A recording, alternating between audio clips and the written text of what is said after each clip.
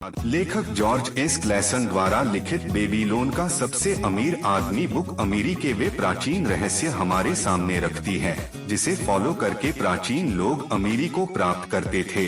इस किताब में ऐसे कई नियम दिए गए हैं जिन्हें फॉलो करके हम अपने पैसे को बढ़ा सकते हैं, अपनी कमाने की क्षमता बढ़ा सकते हैं और एक बेहतर जीवन जी सकते हैं। इसमें वे तरीका भी बताए गए हैं जिससे हम अपने कर्ज को आसानी से खत्म कर सकते हैं। अमीरी के रहस्य नए नहीं हैं। प्राचीन समय में भी अमीरों के रहस्य वही थे और आज के समय में भी वही है। केवल निवेश के साधनों में थोड़ा फर्क हुआ है। तो क्यों न हम प्राचीन समय के कुछ रहस्यों को जानें, जो अमीरी को लाते हैं और आज यह किस प्रकार हमारे लिए काम कर सकते हैं। अमीरी की सोच। कुछ लोग केवल अमीरी के सपने देखते हैं लेकिन उस पर काम नहीं करते।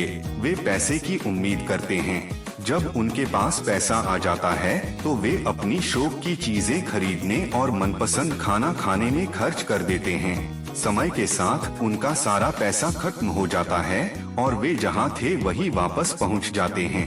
कुछ लोग अमीरी की इच्छा रखते हैं लेकिन लंबे समय तक उस पर काम नहीं कर पाते हैं। वे लोग यह भी जानते हैं कि किस प्रकार अमीर बना जाता है, लेकिन उनके पास उन रास्तों पर चलने के लिए समय नहीं होता, या यूं कहे कि वे समय नहीं निकाल पाते हैं।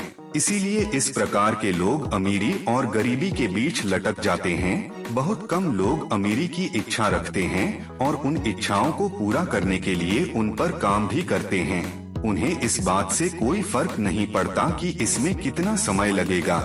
ऐसे लोग अपनी गलतियों से सीखते हैं और अपने रास्तों पर आगे बढ़ते हैं। जो लोग सोचते हैं कि वे अमीर नहीं बन सकते, वे सच में अमीर नहीं बन सकते, क्योंकि अमीर लोगों की मानसिकता इस प्रकार के विचारों को ग्रहण ही नहीं करती है। हल्के बटुए के साथ इलाज। अपने बटुए को मोटा करना शुरू करें। हमें अपनी आमदनी का 10% हिस्सा बचाना सीखना होगा, तभी हमारा बटुआ भारी होने लगेगा। कुछ समय हमें परेशानियों का सामना करना पड़ेगा, लेकिन कुछ दिनों बाद हम 90% हिस्से में जीना सीख लेंगे। अपने खर्चों पर नियंत्रण करें। एक अजीब सा सच है कि हमारे जरूरी खर्चे कमाई के साथ बढ़ते जाते हैं, अगर हम इन्हें रोकने की कोशिश ना करें तो। इसीलिए अपने खर्चों का बजट बनाएं ताकि हमारे पास जरूरतों को पूरा करने के लिए पैसा हो। अपने पैसे को बढ़ाएं। जो भी हम पैसा बचाते हैं उस पैसे को काम पर लगाएं ताकि खेतों की फसलों की तरह वे हम तक बढ़कर आए। संपत्ति की एक ऐसी धारा पैदा करें जो हमें लगातार पैसा देती रहे, चाहे हम काम करें या ना करें। अपने खजाने को नुकसान से बचाएं। अपने निवेश की रक्षा करने के लिए वहां पैसा लगाएं जहां मूलधन सुरक्षित हो और इसे जरूरत पड़ने पर निकाला जा सके और इससे हम अच्छा इंटरेस्ट पा सकते हैं। समझदार लोगों से सलाह ले और उनके ज्ञान का इस्तेमाल अपने पैसे को असुरक्षित निवेशों से बचाने के लिए करें। अपने आवास को लाभदायक निवेश में बदलें। किराए के घर में रहने से हम दूसरों को पैसा देते हैं और अपने घर में रहने से हम उन पैसों को बचा सकते हैं। इसीलिए अपना घर खरीदिए और उसके मालिक बनिए। यह भी हमारा एक अच्छा निवेश हो सकता है। भविष्य की आमदनी निश्चित करें। हर किसी की यह इच्छा होती है कि वह अपने बुढ़ापे और परिवार की सुरक्षा के लिए पहले से इंतजाम करके रखें। इसीलिए हर व्यक्ति को कुछ ऐसे निवेश कर लेने चाहिए जिससे उसे भविष्य में सुरक्षा मिलती रहे और वे तब भी उपलब्ध हो जब उसके द्वारा अनुमानित समय आ जाए। अपने कमाने की क्षमता बढ़ाएं। हम जितना ज्यादा सीखते हैं हम उतना ही ज्यादा कमाते हैं। जो इंसान अपने काम को सीखने में ज्यादा मेहनत करता है उसे उतना ही पुरस्कार मिलता है। पैसे के 5 नियम। पैसे उसके पास खुशी से और बढ़ती मात्रा में आता है जो इसका कम से कम 10वां हिस्सा भविष्य में संपत्ति बनाने और अपने परिवार के लिए बचाकर रखता है।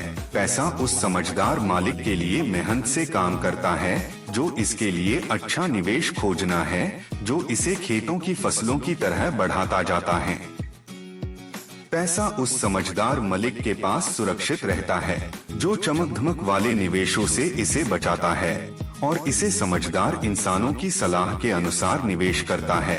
पैसा उन लोगों के हाथों से फिसल जाता है जो इसे ऐसे व्यापार और कामों में लगाते हैं जिनके बारे में उन्हें कोई जानकारी नहीं होती या जिसके बारे में अनुभवी लोग निवेश करने की सलाह नहीं देते हैं। पैसा उस इंसान से दूर भागता है जो इसे नामुमकिन कमाई के साधनों में लगाते हैं या धोखेबाजों की चमकदार सलाहों को मानते हैं या अपने अनुभव पर ज्यादा विश्वास करते हैं या निवेश से बहुत ज्यादा की उम्मीद करते हैं। कर्ज खत्म करने के 3 नियम। पहला नियम यह कहता है कि हम जो भी कमाते हैं वह कम हो या ज्यादा इससे कोई फर्क नहीं पड़ता। अपनी कमाई का 10% हिस्सा या 10वां भाग निकालकर अलग रख लेना है। अगर इसे सही से निवेश किया जाए तो यह हमें भविष्य में अमीर बना सकता है। दूसरा नियम यह कहता है कि हमें अपनी आमदनी का 70% हिस्सा बाकी चीजों पर खर्च करना चाहिए। यह चीजें इस प्रकार हो सकती है जैसे घर, कपड़े, भोजन और कुछ अन्य खर्चे। इस नियम पर हम जितने दृढ़ता से टिके रहेंगे उतनी ही संभावना है कि हम अपने कर्ज को कम कर सकते हैं। हमें यह भी ध्यान रखना है कि 70% हिस्से से ज्यादा पैसा अन्य चीजों पर खर्च न हो। तीसरा नियम यह कहता है कि अपनी आमदनी का 20% हिस्सा अपने कर्जदारों में ईमानदारी से बांट दें। इससे हमारा कर्ज कम होता रहेगा। और अगर देखा जाए तो हम इस प्रकार भी कार्य कर सकते हैं, जिन चीजों पर ज्यादा ब्याज लग रहा हो उन चीजों को जल्दी फाइनल कर ले। इस प्रकार हम कर्ज मुक्त हो सकते हैं। प्राचीन इतिहास पर लिखी गई यह किताब जितनी इतिहासकारों के लिए जरूरी है उतनी ही अमीरी की सोच रखने वाले लोगों के लिए भी जरूरी है। लेखक के अनुसार फाइनेंशियल स्वतंत्रता के यह नियम किसी भी गरीब व्यक्ति को अमीर व्यक्ति बनाने के लिए काफी है, जो हमारी सोच से लेकर पैसे बनाने की क्षमता, पैसे बनाने के नियम, साहूकार के नियम और हम किस प्रकार से अपने कर्ज को कम कर सकते हैं या पूरी तरह खत्म कर सकते हैं तक हमें यह किताब बहुत कुछ सिखाती है।